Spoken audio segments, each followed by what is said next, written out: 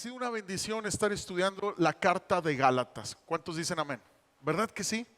Quiero recordarles que si usted está interesado en el material de apoyo para estudiar esta carta, mande un WhatsApp al número de WhatsApp de la iglesia para hacérselo llegar digital y que usted pueda imprimirlo en casa y poder estudiarlo ahí con su familia y poder estar comprendiendo durante la semana esta carta que tanto nos bendice como toda la Biblia.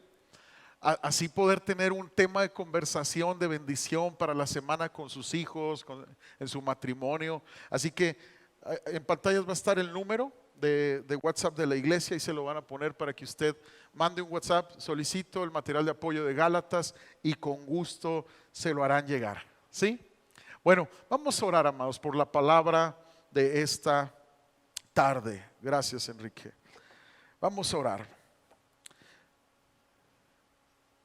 Señor, te damos muchas gracias por tu palabra, gracias porque no vuelve a ti vacía, sino que hace tu voluntad entre nosotros siempre y cuando nosotros dispongamos nuestro corazón para escucharla y para ponerla por obra. Que venga esa gracia a nuestras vidas para ser transformados, equipados, bendecidos en el nombre de Jesús. Señor, porque tú nos dices en tu palabra que el hombre sabio es aquel que escucha y hace tu palabra. Dígale al Señor, yo quiero ser un hombre, una mujer, dígale, sabio en el nombre de Jesús. Dígale, Señor, para que vengan, si vienen tormentas o vienen dificultades, que mi casa, que mi vida no se derrumbe, que mi matrimonio no se derrumbe, que mi familia no se derrumbe, porque tú eres la roca de mi salvación. En el nombre de Jesús, amén. Amén. Gálatas capítulo 2. Terminamos el capítulo 1, los 2 domingos pasados fueron de bendición. Y en este capítulo 2 vamos a ver el tema del verso 1 al verso 10, que es la unidad en el Evangelio. Es decir, lo que Cristo produce en el corazón de cada creyente en Él, que ha puesto su fe en Jesús. Cómo Cristo viene a formar, a hacer, a provocar una unidad entre su pueblo. Una unidad que no tiene que ver con uniformidad.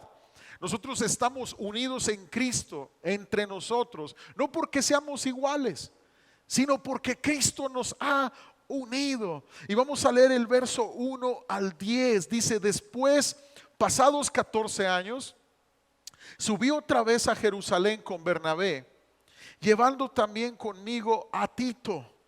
Pero subí según una revelación y para no correr o haber corrido en vano, dice. Expuse en privado a los que tenían cierta reputación el evangelio que predico entre los gentiles. Mas ni aun Tito, que estaba conmigo, con todo y ser griego, fue obligado a circuncidarse.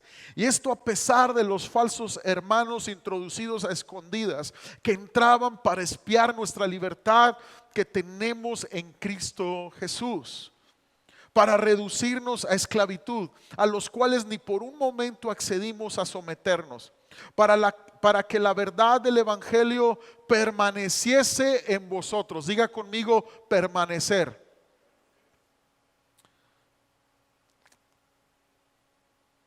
Pero de los que tenían reputación de ser algo, lo que hayan sido en otro tiempo, nada me importa. Dios no hace acepción de personas. A mí pues los de reputación nada nuevo me comunicaron. Pablo no se intimidaba con los otros apóstoles antes que él, que son Santiago, Pedro y Juan. Lo vamos a ver en estos versos. Él sabía que él se le debía a Cristo y no al hombre. Él estaba intencionalmente buscando por obediencia esta junta con los apóstoles, los líderes de la iglesia, por revelación de Dios, que Dios lo llevó a esta junta, y por temor.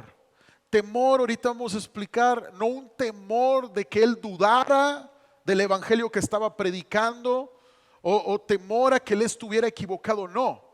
Temor a que su esfuerzo en el ministerio hubiera sido en vano por si los líderes de la iglesia hubieran abrazado o hubieran sido apáticos en no confrontar las falsas enseñanzas de los falsos maestros que estaban perjudicando a las iglesias en Galacia. Amén, ahorita lo vamos a entender. Dice, antes por el contrario, como vieron que me había sido encomendado el evangelio de la incircuncisión, como a Pedro el de la circuncisión, pues el que actuó en Pedro para el apostolado de la circuncisión, actuó también en mí para con los gentiles. Y reconociendo la gracia que me había sido dada, Jacobo, Cefas y Juan, que eran considerados como columnas, nos dieron a mí y a Bernabé la diestra en señal de compañerismo, para que nosotros fuésemos a los gentiles y ellos a la circuncisión. Solamente nos pidieron que nos acordásemos de los pobres, lo cual también procuré con diligencia hacer. Amados, debemos de leer este pasaje con mucha gratitud a Dios. Con mucha gratitud, porque en esta junta de Pablo con los líderes de la iglesia, los líderes principales de la iglesia en este tiempo, fue crucial, amados. Aquí estaba en riesgo algo muy importante. Y por esta junta hoy tú y yo podemos estar en la libertad en Cristo Jesús. En esta junta se decidió algo muy importante. Por eso Dios llevó a Pablo a Jerusalén después de 14 años que había estado él la última vez. Lo vimos en el capítulo 1. Dios estaba llevando a Pablo a juntarse con Santiago, hermano de sangre de Jesús, hermano de María y de José, el escritor de la carta de Santiago. Leí un pasaje ahorita después de la adoración. Con Pedro, Cefas, Pedro y con Juan. Ellos eran los líderes principales de la iglesia en Jerusalén en este tiempo. Y Pablo va con ellos. Pablo va con ellos. Y había mucho en riesgo. Pablo está escribiendo en estos pasajes todavía de una manera autobiográfica y nos traslada a esta época. Y lleva junto con él a miembros de confianza de su equipo misionero, a Bernabé y a Tito. ¿Por qué fue? Por obediencia a una revelación, estamos diciendo, y por temor, amados, de que sus esfuerzos en la predicación de la palabra hubieran sido en vano. Nada está amenazando la seguridad de Pablo. Él no tiene miedo, él no tiene dudas del mensaje que está predicando, salvación de pecados en nombre de Cristo. Una salvación por gracia. Él no tiene dudas del mensaje que está predicando. Tenemos a un apóstol lleno de valentía que no le teme aún a dar su vida por causa del evangelio. Estamos viendo un apóstol Pablo enteramente consagrado en que todo mundo conozca a Cristo como único Señor y Salvador. Entonces el temor que él tiene es que su productividad esté siendo amenazada. ¿Por qué? Porque si los otros apóstoles no confirmaban el mensaje de Pablo y no repudiaban a los falsos maestros, sería muy difícil retener a los convertidos que Pablo en su predicación había visto convertirse a Cristo. Sería muy difícil. Los falsos maestros estaban diciéndoles a estos nuevos cristianos que Pablo estaba predicando un evangelio que era inadecuado y no tan completo como el evangelio original apostólico que predicaban los líderes de Jerusalén. Estaban transgiversando el evangelio de Jesucristo, queriéndole añadir a la fe en Cristo, hacer algunos rituales para ser aceptables delante de Dios. Ellos estaban predicando, se necesita Cristo para ser salvo, y otras cosas en cuanto a la ley de Moisés para ser salvos y aceptados delante de Dios. Entonces él temía que su ministerio fuera reprimido y que fuera relativamente infructuoso. De igual manera, el viaje de Pablo, amados, no era temor de que los apóstoles de Jerusalén no tuvieran el evangelio verdadero. No, él confiaba que Pedro, que Juan y que Santiago estaban haciendo bien las cosas. Su temor más bien era que los apóstoles de Jerusalén no fueran fieles a ese evangelio y se dejaran persuadir por sus propios prejuicios culturales. Porque Santiago, Pedro y Juan eran judíos de nacimiento. Y él tenía miedo que como eran judíos de nacimiento, entonces tomaran como ligero, bueno, pues podemos agregar a la enseñanza a Cristo algo en nuestra cultura judía. Y no era así lo que Dios quería. Por un lado de la discusión está Pablo diciendo, el evangelio de la fe en Cristo es para las personas de todas las culturas. Dice la escritura, toda lengua confesará que Cristo es el Señor, para gloria de Dios Padre. ¿Alguien dice amén a eso? Por otro lado están sus oponentes que afirman, no todos los judíos son cristianos, pero todos los cristianos deben volverse judíos. Amados, había una discusión que se iba a tratar. Si los apóstoles de Jerusalén mínimamente hubieran tolerado a los que estaban enseñando en contra de Pablo, esto hubiera dividido la iglesia en dos. Por eso te digo que en Gálatas capítulo 2 se decidió algo muy importante que nos ha beneficiado hasta hoy en día.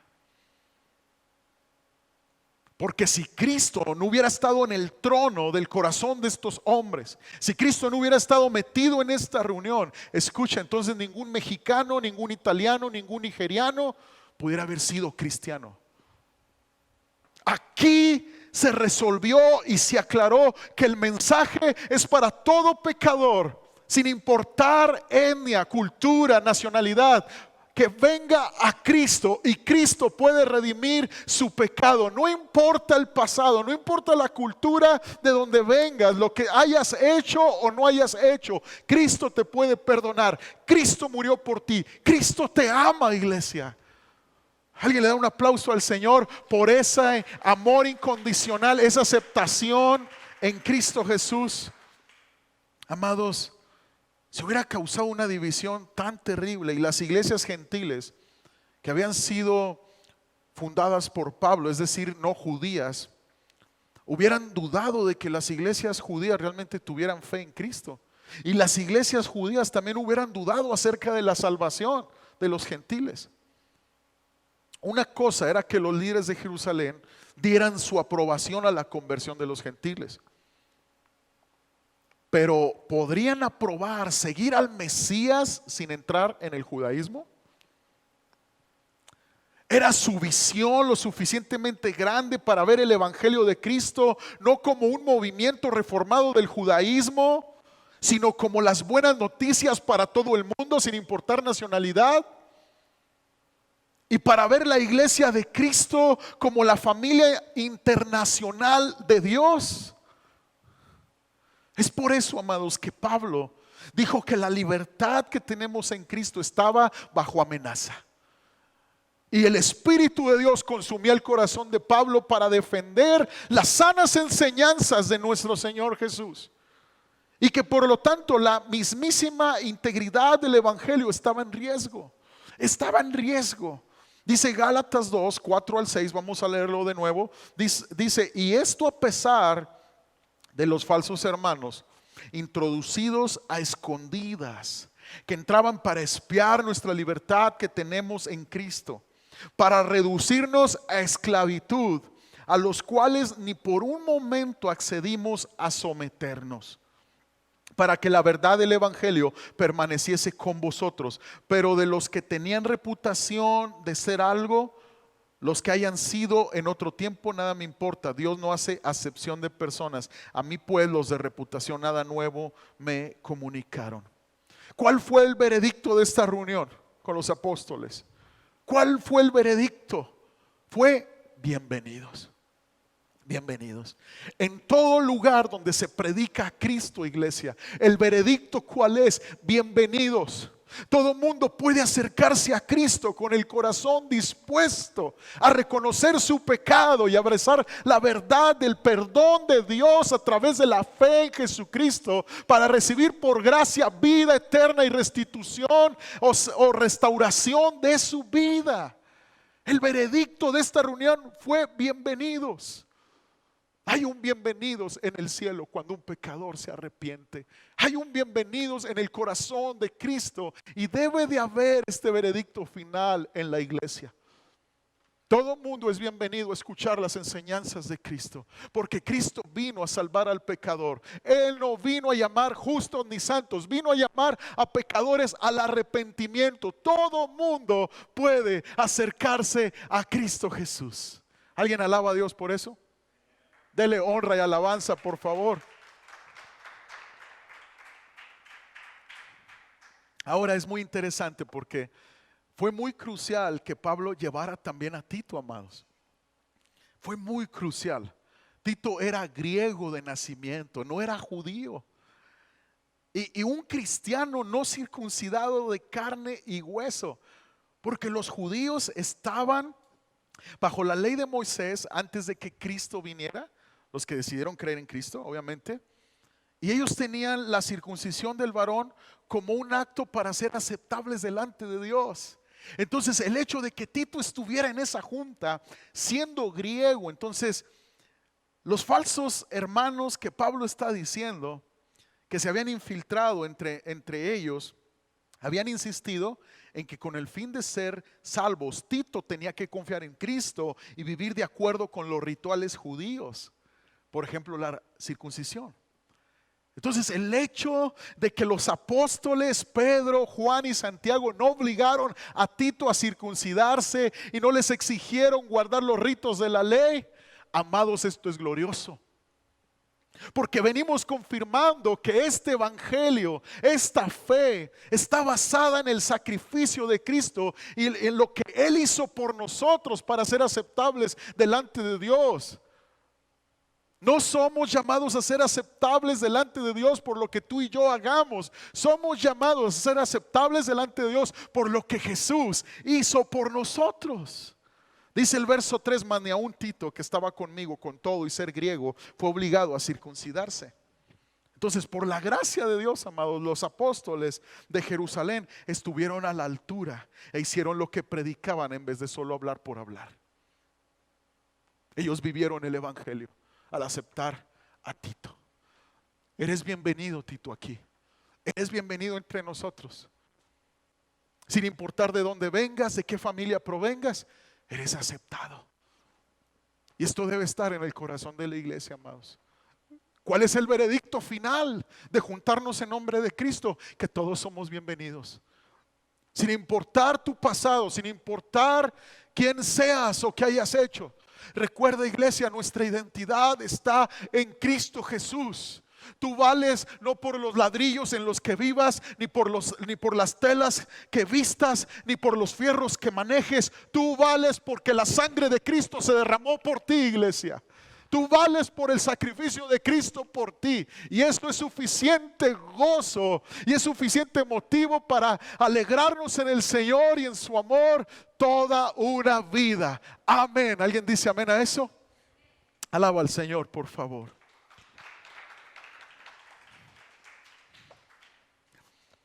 Lo externo, amados, tiene que ver con lo que hacemos. Lo externo tiene que ver con lo que hacemos. Y lo interno tiene que ver con nuestro ser. Con nuestro ser. Y el cristianismo se trata de quién soy yo en Cristo Jesús. Como motivante para hacer su voluntad. Pablo dice, no me impusieron nada nuevo.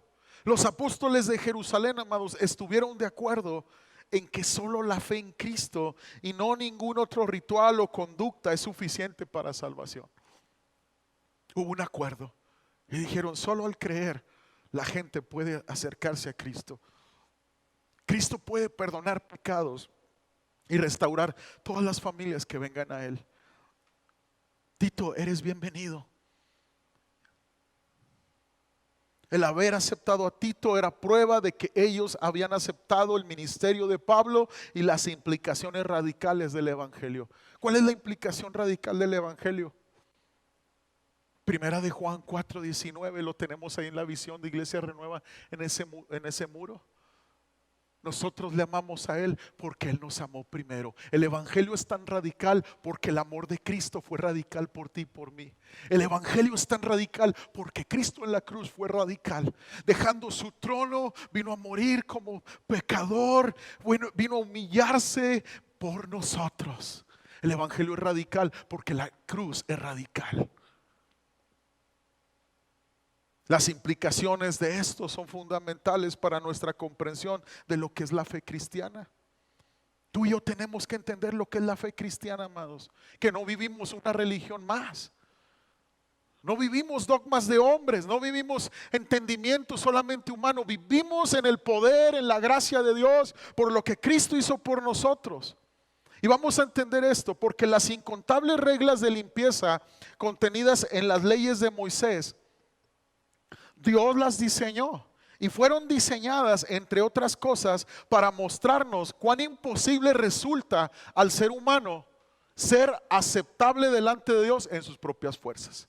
Si tú te habías preguntado, bueno, ¿por qué el Señor estableció la ley de Moisés? Has leído Levítico, todos los rituales para ser santificado, toda la ley de Moisés, toda la prohibición de algunos alimentos para ser aceptados delante de Dios. ¿Qué propósito tenían? ¿Qué propósito tienen? ¿Por qué están en el canon de las Sagradas Escrituras Levíticos y hoy estamos bajo la gracia? ¿Por qué está en el canon de las Sagradas Escrituras Números, Éxodo, Deuteronomio? ¿Por qué? Nos recuerda nuestra imposibilidad de ser aceptados delante de Dios en nuestras propias fuerzas, amados. Todo el Antiguo Testamento se cumple en el Nuevo Testamento. Todas esas leyes, todas esas prohibiciones fueron dadas porque venía un Mesías que nos iba a abrir camino a través de su sacrificio. Porque venía un Mesías esperado para el corazón de la humanidad, en el cual iba a tener redención de pecados, en el cual iba a tener una nueva vida, en el cual iba a poder conectarse con Dios. Lo que en el jardín se había perdido iba a ser encontrado, iba a ser devuelto por la sangre de Cristo, el Cordero de Dios. Todos estos rituales no tenían el poder de limpiar la conciencia de los que celebraban este culto o los que celebran este culto. Reglas externas relacionadas con alimentos, bebidas y diversas ceremonias de purificación fueron válidas hasta el tiempo señalado. ¿Cuál tiempo señalado? Hasta que Cristo estuvo en la cruz. Dice el Evangelio que el velo del templo se rasgó de arriba hacia abajo. Ese velo que separaba el lugar santísimo, la presencia de Dios, del pueblo. Ese velo se rasgó desde arriba hacia abajo, dando el mensaje que la salvación viene del cielo a través de Cristo a la humanidad. La religión enseña que el hombre busque a Dios a su manera, de muchas maneras que a la humanidad se le ha ocurrido, pero el velo se rasgó de arriba hacia abajo. ¿Quién viene del cielo a la tierra? ¿Quién es el que conecta a la humanidad con el cielo? Es Cristo Jesús. La Escritura dice que no hay otro camino. Él es el camino, la verdad y la vida. Y nadie viene al Padre si no es por Él. No es la religión que te acerca a Dios. No es la religión la que puede restaurar tu matrimonio, sacarte de las drogas. Es Cristo Jesús. Es abrir el corazón a la salvación impartida desde el cielo. Es Cristo Jesús. Recibirlo, aceptarlo y seguirlo. No estamos hablando de otra religión. Hebreos capítulo 9, verso 9 dice: esta es una ilustración que apunta al tiempo presente. ¿A qué apuntaba el Antiguo Testamento? A este tiempo donde conocemos que hace más de 2000 años Cristo fue a la cruz, murió y resucitó al tercer día. Pues las ofrendas y los sacrificios que ofrecen los sacerdotes no pueden limpiar la conciencia de las personas que los traen. Pues ese sistema antiguo solo consiste en alimentos, bebidas y diversas ceremonias de purificación, es decir, ordenanzas externas que permanecieron vigentes solo hasta que se estableció un sistema mejor. Es mejor la gracia, es mejor Cristo que guardar reglas para ser aceptables delante de Dios. Cristo Jesús es por gracia que te hace aceptable. La gracia cautiva tu corazón de tal modo que por la gracia recibida tú amas a Dios y obedeces a Dios. Nosotros amamos a Dios porque Él nos amó primero. Colosenses capítulo 1, verso 22 dice: pero ahora Él, ¿quién? Cristo, Dios, lo reconcilió consigo mismo, consigo mediante la muerte de Cristo en su cuerpo físico, y como resultado los ha trasladado a su propia presencia. Y ahora ustedes son santos, libres de culpa y pueden presentarse delante de Él sin ninguna falta. ¿Cómo? ¿Cómo? Por gracia. Por gracia. Pero tú no conoces mi pasado. Tú no conoces lo que hice. Tú no conoces cómo viví desordenadamente. Es por gracia. Yo no conozco tu pasado, pero lo que sí conozco es el sacrificio de Cristo por ti, pagando todo lo que hiciste en contra de Dios, en contra de tu prójimo, en esa cruz, por ti, porque te ama. Y puedes ser cercano a Dios por ese mérito en la cruz. Y puedes recibir los beneficios de la vida eterna y la vida plena en Cristo por amor, por el amor que Dios tiene para ti.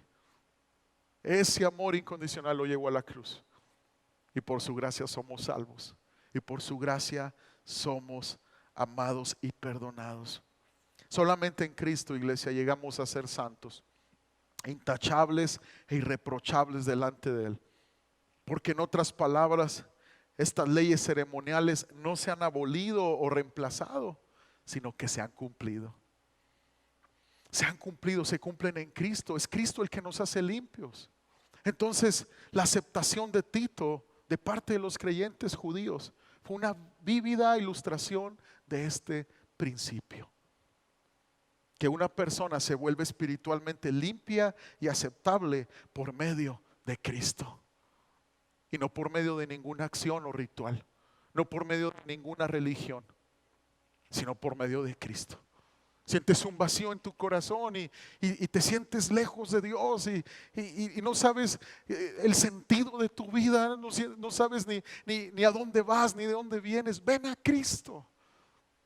Eres aceptado por medio de su sacrificio, y cuando tú crees y abrazas este sacrificio, tú recibes la aceptación de Dios. Ya no estarás más solo. El Evangelio no promete una vida color de rosa sin problemas, pero promete que la compañía de su Espíritu Santo consolará nuestras vidas en nuestras tribulaciones, para nosotros consolar también a los que sufren. La vida cristiana no es una vida color de rosas, no, es una vida llena de la gracia y el favor de Dios. Que una persona se vuelve espiritualmente limpia y aceptable por medio de Cristo es la gran noticia del Evangelio. Estaba mucho en riesgo en esta junta de Gálatas 2.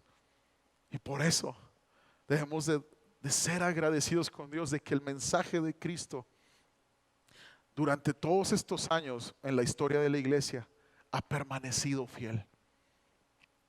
Durante algunos años la iglesia se desvió, pero siempre Dios mantuvo un remanente. Un remanente. El propósito de la predicación del Evangelio hoy en día es ser tú y yo, la iglesia de Cristo, mantenernos como el remanente fiel en la fe de Cristo Jesús, en la fe en Cristo Jesús. ¿Cuál fue el resultado de esta reunión? Bueno, el veredicto fue bienvenidos. Bienvenidos. Toda lengua, toda tribu, toda nación, toda persona. Bienvenidos. Todo el mundo puede venir a la iglesia de Cristo. Este es el lema de Iglesia Renueva. Un lugar de gracia para volver a empezar. Todo el mundo puede volver a empezar en Cristo. ¿Cuál es el resultado? La libertad. Cristo no te quiere dejar igual, te quiere dar libertad. Libertad de adicciones, libertad de traumas, libertad de tu rechazo que cargas, tu condenación que cargas, el dolor que cargas, libertad. Porque la Biblia nos habla de un evangelio bíblico que da libertad. Mientras que el mensaje de los oponentes de Pablo es: gánate tu salvación, gánatela. Pero eso te conduce a la esclavitud. ¿Y cuál es el evangelio de la libertad? Primero, el evangelio que conduce a la libertad te lleva a un despojo y a una libertad cultural, amados. Cultural. Porque la religión moralista tiende a presionar a sus miembros para que adopten reglas y normas muy específicas con relación, por ejemplo, al vestido, a la comida. Pero en Cristo Jesús, sin importar la cultura de donde vengas, tú puedes ser aceptado delante de Dios si tú abrazas la fe en Cristo. Todo el mundo puede venir a Cristo sin importar la cultura de donde venga. ¿Para qué? Para recibir la cultura del reino de Dios. No una cultura judía, no una cultura mística, no, la cultura del reino de Dios. Venir a Cristo en humildad, dispuesto a rendir tu cultura familiar que tal vez destruyó por años a tu familia. Viniendo, reconociendo que Cristo es tu único Salvador, dispuesto a despojarte de esa cultura que casi te destruye a ti, que casi acaba con tu vida, para abrazar la cultura del reino de Dios. Amados, llamamos al pueblo judío. La Biblia dice que el que bendice al pueblo de Israel será bendecido. También Romanos nos exhorta a no ensoberbecernos delante de Dios, porque por gracia fuimos injertados en la vid verdadera que es Cristo. Dios no se ha olvidado del pueblo judío, los bendecimos, pero no somos llamados a ser cristianos judíos, somos llamados a ser de Cristo. Abrazar la cultura del reino de Dios. Porque si tu salvación depende de obedecer reglas, entonces tú quieres que las reglas sean muy específicas. Cuando la gente confía en obedecer reglas para ser aceptado delante de Dios, la gente quiere reglas muy específicas, factibles y claras. La gente no quiere la ley de Cristo, la ley de la libertad. Ama al Señor con todo tu corazón y ama a tu prójimo como a ti mismo. Porque esto es un estándar más elevado que implica muchas cosas. La gente quiere mejor una regla específica. No ir al cine tal vez, no vestir de alguna manera o vestir de alguna manera para ser aceptado delante de Dios. La gente quiere reglas específicas. Pero eso no cambia el corazón. El obedecer las reglas no cambia el corazón. Un hijo no va a cambiar su corazón con respecto a su padre solo porque el padre le ponga reglas. Las reglas son buenas, guardan a nuestros hijos. Los límites guardan a nuestros hijos. Los mandamientos son porque Dios quiere guardar nuestras vidas. Pero el corazón cambia y la relación de padre con hijo cambia cuando el hijo comprende el amor de su padre. Reglas jamás cambiarán el corazón del hombre, pero la gracia y el amor te lleva a tener una experiencia con tu padre a tal grado que entiendes que por amor obedecemos a Cristo, por amor obedecemos a Dios, por amor obedecemos al Evangelio. Si los maestros, los falsos maestros hubieran ganado el debate, un italiano, un mexicano, no podrían ser cristianos. Tú eres llamado a ser de Cristo, iglesia. Tú eres llamado a ser de Cristo. Segundo, el Evangelio conduce a una libertad emocional, iglesia. Emocional. Cualquiera que cree que nuestra relación con Dios, ojo, mucho ojo, se basa en guardar el comportamiento moral, está expuesto a la culpa e inseguridad interminable. Porque nadie es bueno, solo Cristo es bueno. Nuestra relación se basa en que nosotros amamos a Dios porque Él nos amó a nosotros. Primera de Juan capítulo 4, 19. Si tu devoción a Dios está fundamentada en tu comportamiento moral, entonces tu devoción a Dios va a variar. Porque nadie es perfecto. Pero cuando el amor de Dios es nuestra devoción a Dios, yo amo a Dios, yo leo la Biblia, yo oro, yo vengo a la iglesia, yo trato de servir al prójimo, porque Él me amó primero a mí. Entonces mi devoción a Dios va a ser estable. Pero yo no puedo poner de fundamento en mi relación con Dios mis virtudes. ¿Por qué? Porque esto es por gracia para que nadie se gloríe. Gracia entendida, santidad deseada. Yo amo a Dios porque Él me amó primero a mí. Y como sabemos por la Biblia, amados, Cristo no liberó a los creyentes gentiles, es decir, a nosotros, de obedecer los 10 mandamientos. No, los cristianos no debemos de mentir. No debemos de robar o de cometer adulterio, etcétera. Pero aunque no estamos libres de la ley moral como una forma de vida, los cristianos estamos libres de ella como un sistema de salvación. Nadie se salva por obedecer los 10 mandamientos. Nadie es tan justo ni tan bueno para no haber fallado en uno solo mandamiento. Y la Biblia dice que si fallamos en un mandamiento, fallamos en toda la ley y somos pecadores. ¿Qué nos salva? Cristo Jesús. Cristo Jesús, no una vida moral. Nos salva Cristo. Y Cristo nos llama a ser moralmente éticos, pero nos lleva a la vida moral después de recibir su amor, su perdón, la aceptación y abrazar nuestra identidad en Cristo. No somos llamados a cumplir ciertas reglas como medio de salvación. Somos llamados a abrazar por fe el sacrificio de Cristo de salvación. Grábate esto, iglesia. Obedecemos no por temor e inseguridad, esperando ganar nuestra salvación, sino en la libertad y la seguridad de saber que ya somos salvos al creer en Cristo. Obedecemos en la libertad de la gratitud. Obedecemos en la libertad de la gratitud. Así que tanto los falsos maestros como Pablo, amados, estaban enseñando y les dijeron a los cristianos que obedecieran los 10 mandamientos. Sí, pero por razones y motivos totalmente diferentes.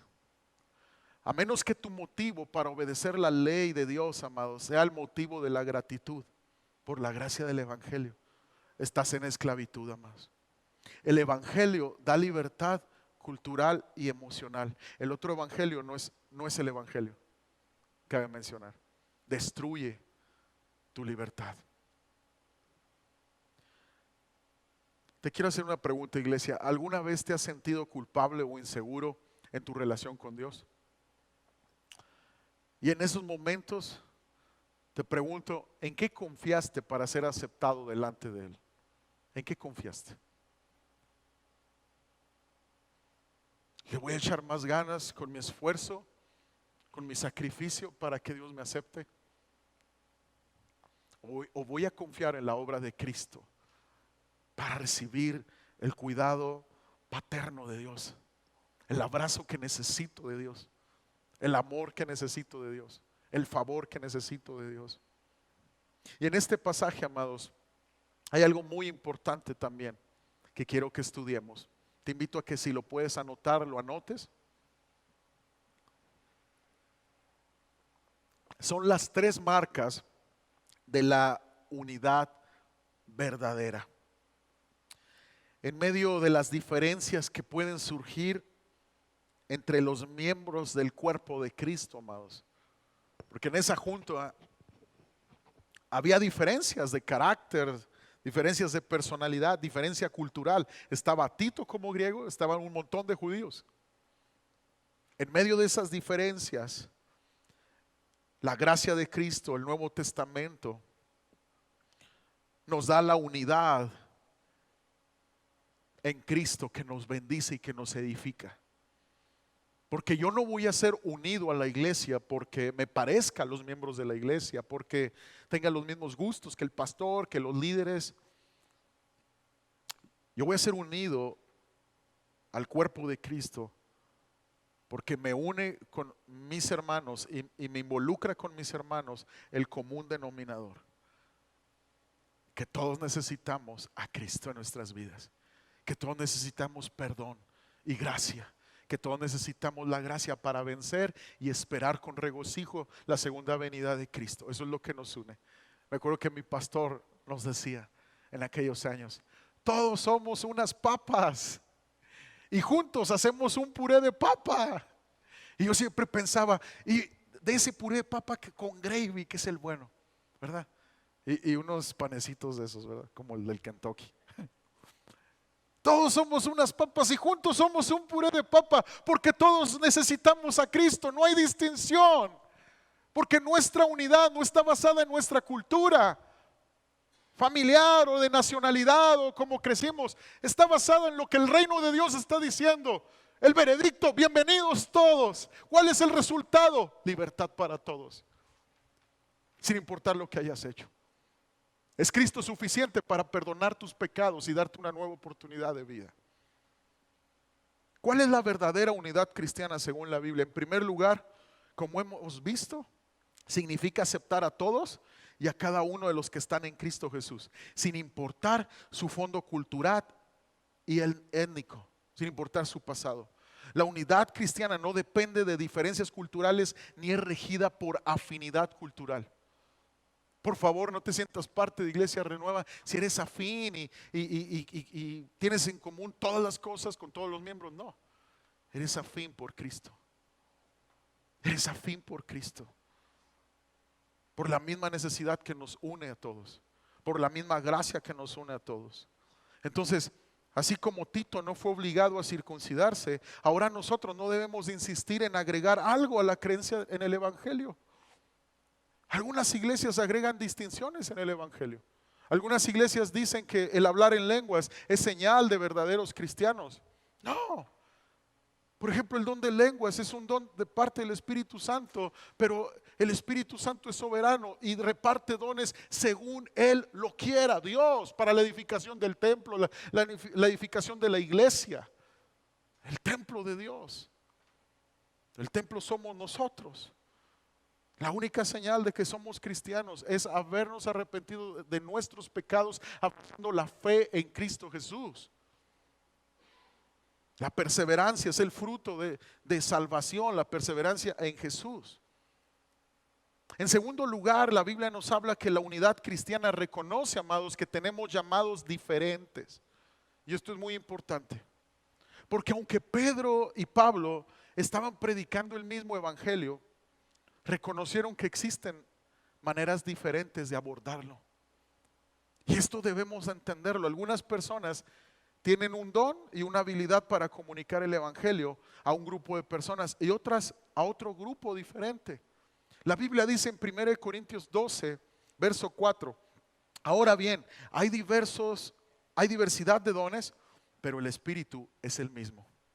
Y hay diversidad de ministerios, pero el Señor es el mismo. Y hay diversidad de operaciones, pero Dios, que hace todas las cosas en todos, es el mismo. Entonces nadie que tenga un don tal vez más visto que otros hermanos debe de sentirse superior, porque el Espíritu es el mismo. Y nadie tal vez que tenga un don tal vez menos visto debe sentirse menos que el que tiene determinado don que tal vez es más visto, porque Dios es el mismo. Cuidado que nosotros nos sintamos más importantes que otras personas por algún don que por su gracia tenemos. El don no es para ti, es para la edificación de la iglesia del Señor. Cuidado que menospreciemos a otros por nuestra participación en la iglesia, o cuidado de sentirnos rechazados por la iglesia porque no tenemos el don de fulanito, de sultanito. No. El veredicto es bienvenidos todos. El resultado ¿cuál es? Libertad. Libertad en Cristo. La implicación de esto es que podemos adaptar el evangelio a diferentes personas siempre que preservemos su esencia, amados. Preservar la esencia es la misión. Podemos adaptar el evangelio. Por eso, amados, lo de los niños. Y tal vez muchos piensan, ¿por qué el pastor le invierte en disfraces para una serie de superhéroes? Porque darán el mensaje de la palabra. Porque el mensaje no se debe distorsionar. Se adapta al medio en el cual lo comunicamos. Porque el salón de adolescentes, porque los adolescentes necesitan recibir el evangelio en torno a su necesidad y a la época de vida que están teniendo. Y desgraciadamente, muchas iglesias y aún cristianos han adaptado el evangelio al mundo moderno, quitando elementos importantes, pilares en nuestra fe, principios espirituales en nuestra fe, que tal vez puedan ser ofensivos, pero son necesarios mantener. Hay muchas iglesias que quitan el arrepentimiento para que los hermanos no se ofendan. Quitan la palabra pecado y la cambian por enfermedad tal vez. para que la gente no se ofenda y estén en la iglesia. O quitan la visión de hacer la gran comisión por el empoderamiento del ser humano en algunas iglesias. Cuando la Biblia nos habla de ser humildes delante de Dios para que el poder del Espíritu Santo, que es el único poder que tú puedes recibir por gracia al ser creyente en Cristo, te va a ayudar a vencer la tentación, el pecado, y te va a ayudar a ser testigo de Cristo. Entonces podemos adaptarnos al medio en el cual llevamos el evangelio, pero no podemos cambiar el mensaje del evangelio. Esto es un fracaso en el propósito de preservar el mensaje. Porque como iglesia tenemos un reto, que si no viene Cristo pronto, tenemos que enseñar a las nuevas generaciones a preservar el mensaje del evangelio. Que lo dinámico de la iglesia fluya y seamos dinámicos cada vez más en llegar a más hogares, en llevar a más almas, pero el mensaje nunca debe de ser cambiado. Es Cristo suficiente para salvar al pecador. Es Cristo suficiente para convencer a la humanidad de la necesidad de arrepentimiento y la necesidad de venir a Él. Es Cristo suficiente. Si elevas tus tradiciones a la zona de no negociables, esencialmente tú creas un sistema de legalismo. Y estás diciendo, los verdaderos cristianos siempre hacen las cosas de esta manera. Así que tanto el conservadurismo como el legalismo pueden amenazar el evangelio tanto como lo hace el libertinaje. Los apóstoles estaban diciendo, estamos decididos a preservar el mensaje del evangelio y sus implicaciones para el estilo de vida, pero estaban igualmente preparados y en acuerdo para adaptar el medio de ese mensaje. Pablo ve a los gentiles, ve a los que no son judíos. ¿Por qué? Porque lo importante es llegar a todas las almas. Y en tercer lugar, amados, y quizá sorprendente, la unidad cristiana significa que nos acordamos en mutuo acuerdo de los pobres. Nos une el procurar recordarnos de los pobres, atender a los pobres. Gálatas 2:10 lo dice, solamente nos pidieron que nos acordásemos de los pobres, lo cual también procuré con diligencia hacer. Pedro y Pablo pudieron haber sido llamados a diferentes campos misioneros, pero ambos estaban decididos a ocuparse de los pobres, amados. A ocuparse de los pobres. Porque es fundamental recordar a los pobres para la unidad cristiana, porque es un tema recurrente en las enseñanzas bíblicas. Mira cómo dice Mateo capítulo 11 verso 1, cuando Jesús terminó de dar instrucciones a sus 12 discípulos, se fue de ahí a enseñar y a predicar a las ciudades de ellos. Y al oír Juan en la cárcel, Juan el Bautista, los hechos de Cristo, le envió 2 de sus discípulos para preguntarle, ¿eres tú aquel que había de venir o esperaremos a otro? Respondiendo Jesús les dijo, id y hacer saber a Juan las cosas que oís y veis. Los ciegos ven, los cojos andan, los leprosos son limpiados, los sordos oyen, los muertos son resucitados y a los pobres es anunciado el evangelio. Entonces Jesús enseña que toda persona que ha experimentado la gracia y el poder de Dios en su vida es llamado a ser misericordioso como Dios fue misericordioso con él. Ahora, esto incluye a los refugiados, a los enfermos, a los prisioneros, porque de Jesús aprendemos que Él siempre fue donde había necesidad. Por lo tanto, todos los cristianos somos llamados a abrir nuestras manos en donde haya necesidad. Los creyentes deben de estar unidos por y en el cuidado de los pobres, y esto no solo se refiere a los que viven un tipo de escasez económica, escasez de alimento, de vestido, de hogar, no, amados. También se refiere a los pobres en espíritu. Se refiere a acordarnos de todos aquellos que han reconocido su pobreza espiritual, como dice Mateo en las bienaventuranzas. Bienaventurados los pobres en espíritu, porque de ellos es el reino de los cielos. Bienaventurados. Acuérdense de todos aquellos pobres, no solamente a los de afuera, sino a la iglesia. Entonces quiere decir que nos une servir a los pobres en espíritu, a la iglesia, como servir a los pobres que no tienen a Cristo. Nos une el servicio a la iglesia, el servicio a los pobres. Nos une a Cristo, nos une entre nosotros, nos une a la iglesia. Pero el materialismo y la comodidad siguen siendo un grave enemigo, amados. El pensar solo en mi necesidad, el pensar solo en mi comodidad. 1 Timoteo capítulo 6 verso 17 dice: a los ricos de este siglo manda que no sean altivos, ni pongan la esperanza en las riquezas, las cuales son inciertas, sino en el Dios vivo, que nos da todas las cosas en abundancia para que las disfrutemos. ¿Para qué es la bendición de Dios en tu vida? Para que la disfrutes, para que tu familia la disfrute. Claro que sí, pero también tiene otro propósito.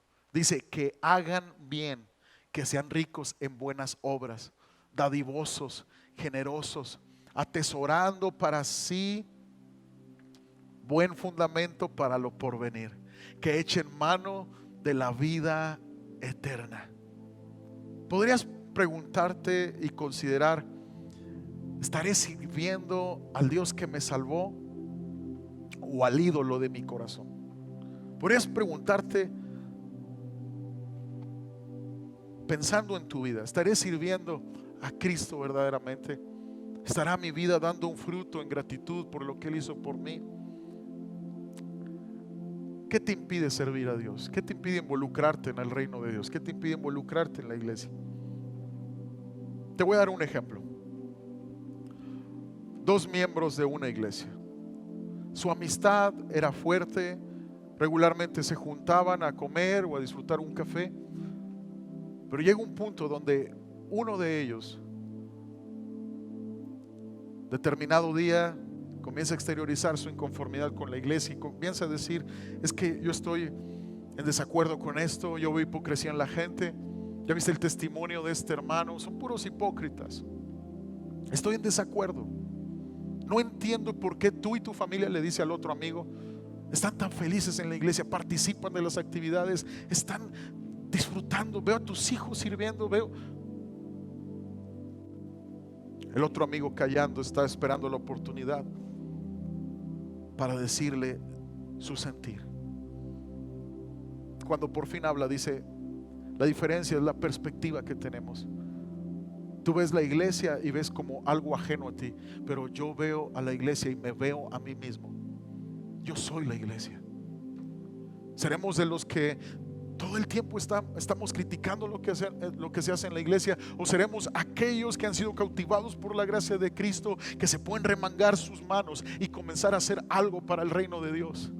¿De cuáles seremos tú y yo, Iglesia Renueva? ¿De cuáles seremos? La diferencia es la perspectiva como vemos a la iglesia. La iglesia somos tú y yo. San Agustín dijo algo: es inevitable ver o que exista la cizaña dentro de la iglesia, pero has de asegurarte tú de ser buen trigo. Has de asegurarte tú de ser buen trigo. Proponte ser un miembro de la iglesia diligente, amados, que procura la unión, que no impone sus preferencias ni deseos a la iglesia, que ora por su iglesia, por los líderes, que guía a su familia a ser buenos miembros de la iglesia. Muchos padres cosechan mal por sembrar mal. Si tú eres alguien que después de salir de la iglesia te sientas con tu familia y comienzas a criticar todo lo que sucedió en la iglesia, todo lo malo, todos los errores de los demás, no le pidas a Dios que tus hijos amen a Cristo y estén plantados en la iglesia. Procura ser un miembro de la iglesia eficaz, que valora el regalo de ser un miembro de la iglesia? ¿De qué manera sirves al necesitado, amados? ¿De qué manera sirves a la iglesia de Cristo? Hazte esta pregunta. Y termino con esto. Este pasaje nos habla de los límites de la unidad. Los límites. Dice Gálatas capítulo 2 verso 9: y reconociendo la gracia que me había sido dada. ¿Puedes ver este cuadro? ¿Puedes ver esto? Jacobo, Santiago, Cefas, que es Pedro, y Juan, que eran considerados como columnas. Esto quiere decir que eran líderes de la iglesia. No pueden ser adorados como ídolos Pedro, ni Juan, ni Santiago. Dice: nos dieron a mí y a Bernabé la diestra en señal de compañerismo, para que nosotros fuésemos a los gentiles y ellos a la circuncisión. Dar la mano en señal de compañerismo, amados, era en el mundo antiguo una señal de amistad, cooperación y aprobación, tanto como lo es hoy. Pero esto fue más que cortesía. Esto fue más que cortesía. Este hecho tuvo el efecto de separar y desacreditar a los falsos maestros. Hasta hoy en día tú y yo podemos ser cristianos confiando en Jesús como único medio de salvación, por ese acuerdo que Dios logró aquí. Porque al establecer la unidad basada en el evangelio, también estaban poniendo los límites de esa unidad, y los falsos hermanos estaban fuera de esos límites. ¿Qué nos une, iglesia, entre nosotros? La común fe de que necesitamos a Cristo. Y somos aquí un puño de personas que necesitamos a Cristo, y Cristo nos ha amado y ha levantado nuestras vidas por gracia. ¿Por qué no te pones de pie, por favor? La comunión con Cristo es una base suficiente para la comunión con los demás. El hecho de que Cristo esté en nuestro corazón es la base para estar unidos. Y nunca debemos excluir a alguien que Dios ha incluido en su pueblo. Nunca, nunca, aunque sea diferente a nosotros. Nunca debemos excluir a alguien porque no nos sintamos afín a lo que tal vez a él le gusta o él platica. No somos afines por afinidad cultural, somos afines por lo que Cristo hizo por nosotros. De igual manera, amados, la comunión con Cristo es la única base para la comunión con los demás. Y las iglesias no deben de mantener la unidad a costa del evangelio. ¿Qué quiere decir? Que la libertad y comunidad son dos grandes anhelos del corazón del hombre, y son saciados en la fe en Cristo. El anhelo de pertenecer, el anhelo de comunidad, de libertad de mi pecado, solo se encuentra en la fe en Cristo Jesús. Pero si tú y yo dejamos la fe en Cristo, no tenemos nada que nos una. ¿Qué es la diferencia de la iglesia cristiana a la iglesia que está basada en una salvación por obras? Es que la iglesia cristiana puede mantenerse unida. ¿Por qué? Por la ley de la libertad, la ley de Cristo. Ama al Señor con todo tu corazón y ama a tu prójimo como a ti mismo. Amar al prójimo es perdonarlo 70 veces 7, porque Cristo nos perdonó a nosotros primero. Amados, el deseo de comunidad y de libertad lo encuentras en Cristo Jesús. Amén. Cierra tus ojos en tu lugar y dile: Señor, gracias. Gracias por Cristo. Gracias por salvarme. Gracias por perdonarme. Gracias, Señor. Gracias. Oh Jesús, gracias porque puedo venir a ti sin importar mi pasado, mi cultura. Tú me amas y me aceptas. Gracias, Jesús. Ayúdame a ser un miembro activo en la unidad con tu iglesia, porque yo soy tu iglesia.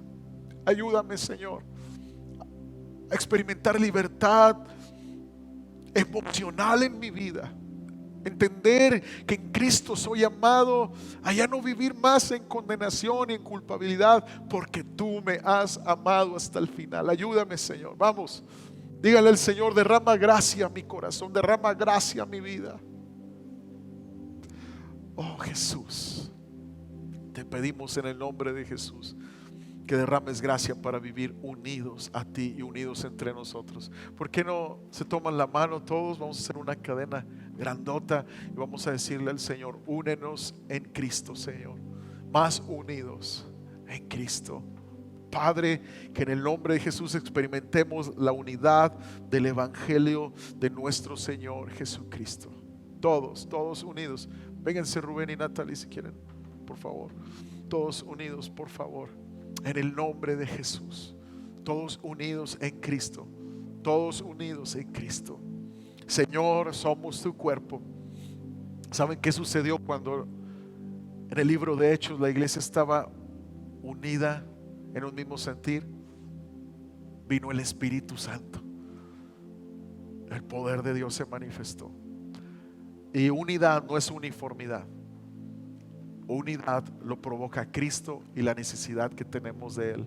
Padre, llénanos de tu Espíritu Santo para poder testificar a este mundo el Evangelio de la libertad en Cristo Jesús, el Evangelio de la gracia de nuestro Señor Jesucristo, para servir a tu iglesia y para ir por el necesitado que ansía en su corazón tener un encuentro contigo. Señor, ayúdanos, Padre, en el nombre de Jesús. Somos bendecidos para llevar tu bendición a otros. Ayúdanos, que el materialismo, que la comodidad no nos gane, Señor, como iglesia. Dile al Señor: Señor, tengo muchas necesidades, tengo peticiones de oración que quiero que hagas por mí, Señor, pero que nunca me olvide de la necesidad de mi hermano, de la necesidad del prójimo allá afuera. Dile al Señor: Señor, que yo pueda ser una iglesia libre del egoísmo, libre de la comodidad, Señor, porque en lo que tú me das y yo recibo, soy llamado a dar de gracia lo que de gracia recibí. Padre, en el nombre de Jesús, visítanos con poder, Espíritu Santo. Que seamos una iglesia unida y llena de tu Espíritu Santo. Dale un aplauso al Señor y dile: Señor, así sea, en el nombre de Jesús. Amén y amén. Amén y amén. Quiero hablarte a ti que me escuchas y me ves a través de esta transmisión, decirte y recordarte algo: que eres amado por lo que Cristo hizo por ti. Tal vez en el mundo, tal vez tú has encontrado rechazo, tú has encontrado traiciones, pero en Cristo Jesús tú aceptas una aceptación que solo lo puedes encontrar en Él. Solo tienes que creer con todo tu corazón que Jesucristo murió por ti y resucitó al tercer día. Confesarlo a Jesús como tu Señor y Salvador. Porque Cristo dice en su palabra, San Juan 14:6: yo soy el camino, la verdad y la vida, y nadie puede venir al Padre si no es por mí. Cristo Jesús mismo nos dice cuál es el camino para encontrarnos con Dios. No hay otro camino. La religión jamás va a satisfacer el deseo en tu espíritu de encontrarse con Dios. Nunca. El deseo en tu corazón, lo más interior de tu alma, de encontrarse con Dios, con tu Creador. La Biblia nos dice que el Cristo Jesús ha venido a llamar a pecadores al arrepentimiento, no a justos ni a santos.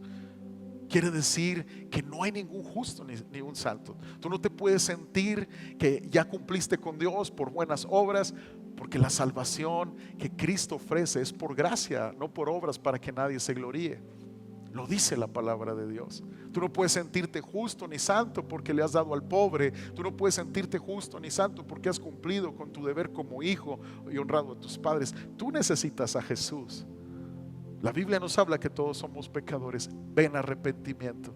Ven a arrepentimiento. Ven a Cristo y pídele que Él te salve, que Él te acepte, que Él entre a tu corazón, te cambie a una nueva vida y puedas recibir por gracia la salvación de tu alma.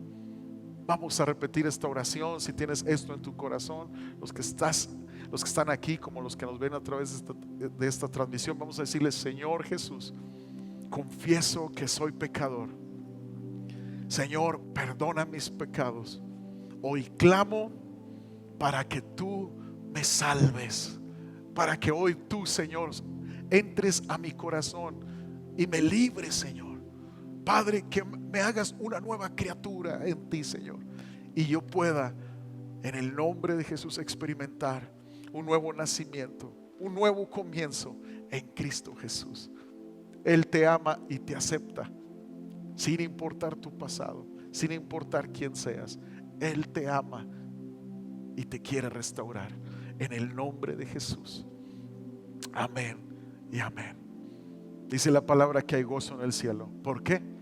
Porque el veredicto final es bienvenidos y el resultado es libertad. Todo lo que implica el ministerio de Cristo en la iglesia es bienvenido todo mundo. ¿Y el resultado cuál es? Libertad. Libertad de pecados, libertad de opresión, libertad en Cristo. Todo mundo puede venir a Cristo y todo mundo puede ser transformado por Cristo, porque Dios nunca nos dejará igual a como venimos a Él. Amén, amén. Gracias a Dios. Vamos a darle un aplauso al Señor, claro que sí. Hay fiesta en el cielo cuando un pecador se arrepiente.